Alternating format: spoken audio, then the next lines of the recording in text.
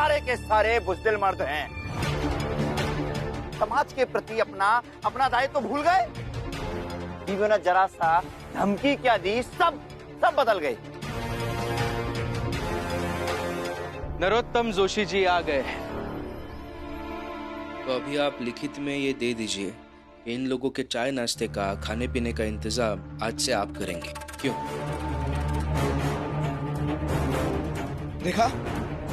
देखा कितना दंड है ये। लेकिन भीमराव, ये उद्दंडता, ये चालाकी कहीं और मेरे सामने नहीं, समझा? क्यों बीच में बोल रहे हैं आप? अगर हम किसी की जिम्मेदारी नहीं ले सकते तो कम से कम उनका सहारा नहीं छीनना चाहिए, ये सामान्य ज्ञान है। जो हो रहा है उसे होने दीजिए। मैं कोई मुआवजा नहीं दूंगा। अगर तुमने मुआवजा नहीं दिया तो तुम्हें जात से बाहर कर देंगे। ऐसा कैसे कर सकते हैं? समाज कुछ भी कर सकता है। सही कहा आपने, समाज कुछ भी कर सकता है, और इसीलिए ये औरतें जो कर रही हैं वो समाज के लिए, समाज में बदलाव लाने के लिए ही कर रही है, इसलिए वो भी सही है। अभी के अभी फैसला करो, सरला को मुआवजा दोगे या समाज से बाहर जाओगे?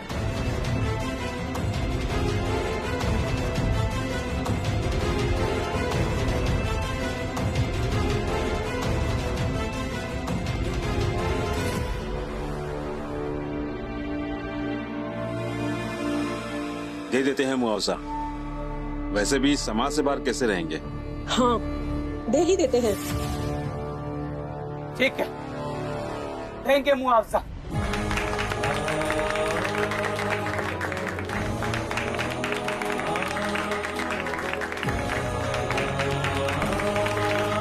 ए सरला, तू यहीं रुक, तेरा मुआवजा हम लेकर आते हैं। चलो जी।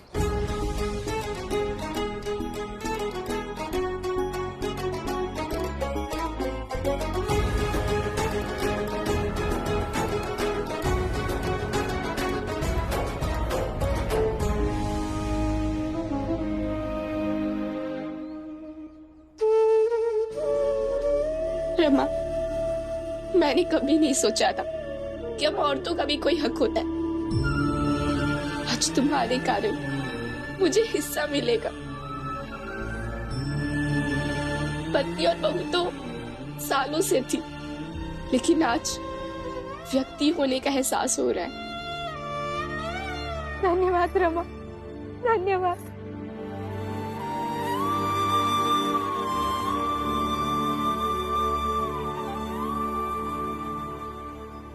सरला जी,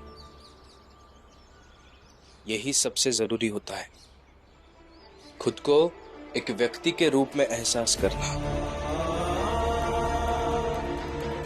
और आप सब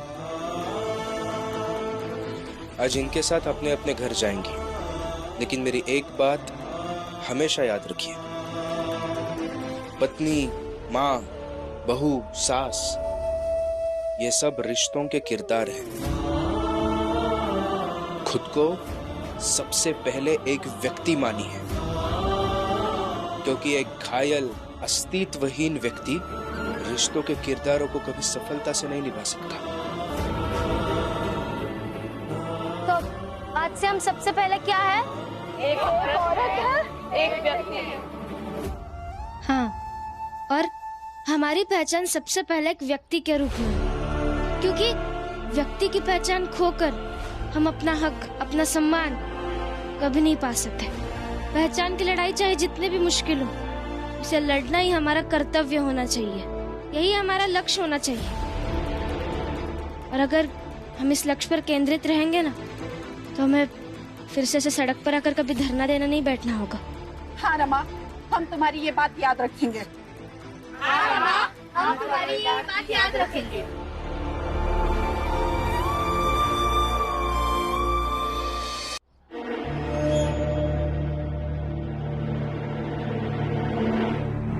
ये रहा तुम्हारा हिस्सा और तुम्हारा सामान, इसे उठाओ, अब जाओ यहाँ से।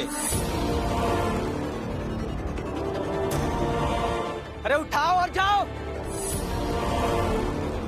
ऐसे देख क्या रही है? ऐसे देखने से रोक नहीं लूंगा मैं तुम्हें। कैसे कैसे आप खुद को तसल्ली दे सकते हैं कि जब आपको आपके पहले विवाह से खुशी नहीं मिली तो दूसरे से मिल जाएगी? अभी जो आपके हाथ में है वो आपसे संभाला नहीं जा रहा है और जो दूर है उसके पीछे भाग रहे हैं आप। ए भीम, अब तू मेरे बेटे को ये मत समझा कि उसे सरला को अपने पास अपने घर में रोक लेना चाहिए। सही कह रहे हैं मेरे पति, सब कुछ बिगड़ने से पहले की अंतिम कोशिश है ये। हाँ तो कर लो कोशिश, और अब जाओ और दोबारा अपनी शक्ल मत दिखाना।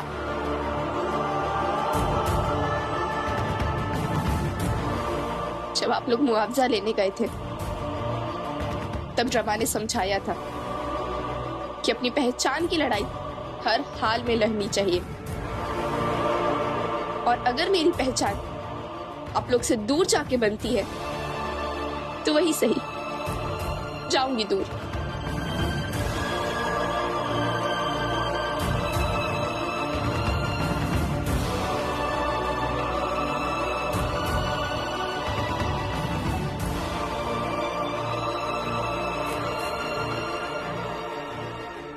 कहाँ सरला, इतनी औरतें हैं इस मोहल्ले में, सब अगर थोड़ी थोड़ी भी जगह देगी ना तो तुम्हारे लिए जगह बन जाएगी। आओ।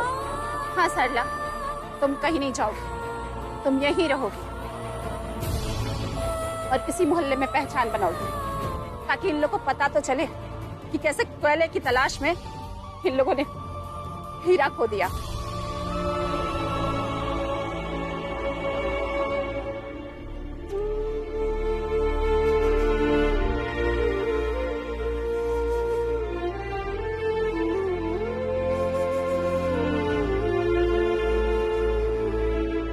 चलिए अब हम सब भी घर चलते हैं। घर तो चल बे रमा, लेकिन एक अलग तरीके से।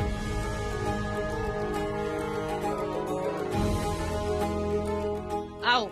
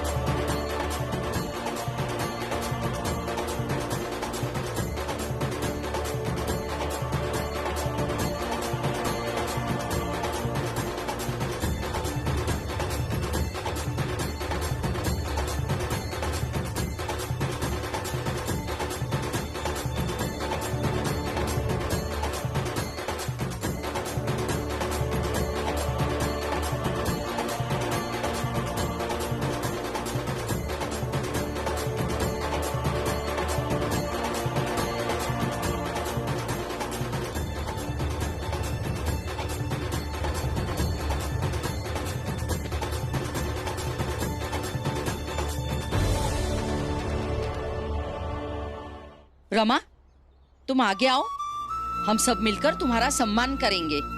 आओ बेटा। चलिए अम्मा, रमा ने ऐसा कौन सा काम किया है कि आप लोग उसका सम्मान कर रहे हो? हमें भी बताओ, हम लोग आज ही गांव से आए हैं। हाँ, मैं भी अभी मायके से आई हूँ। मुझे भी बताओ, ऐसा कौन सा काम किया है रमा ने? बहुत बड़ा काम की है रमा, औरतों के हक के लड़ाई जीत के आई है। अरे बाकी बातें बाद में करेंगे, पहले रमा का सम्मान करते हैं। आ बेटा। सच में तुमने बहुत बड़ा काम किया है, आगे जाओ जाओ। आओ आओ।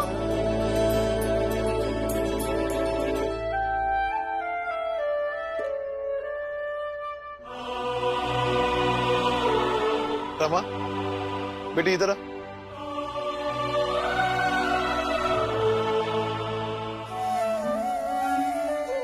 ये देखो, तुम्हारे बाबा ने तुम्हारे लिए अपने हाथों से खीर बनाई है। क्या?